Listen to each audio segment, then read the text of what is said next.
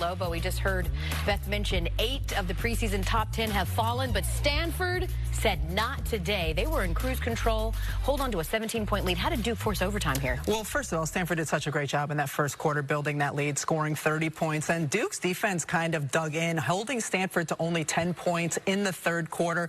And they couldn't necessarily compete in the paint. That's where Stanford is so good with both Cameron Brink and Kiki Iriaf. And they were taking control inside.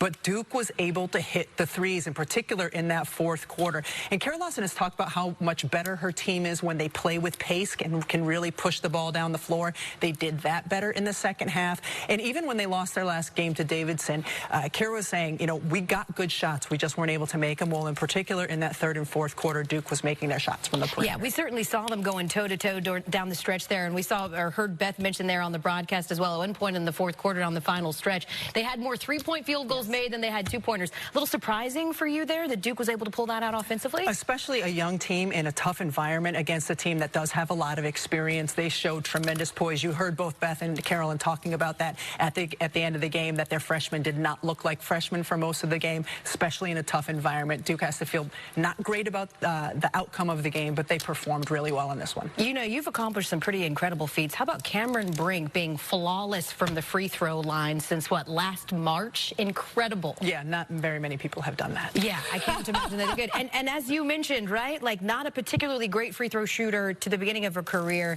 making a little bit of history. So there it is, Stanford outlast Duke. We get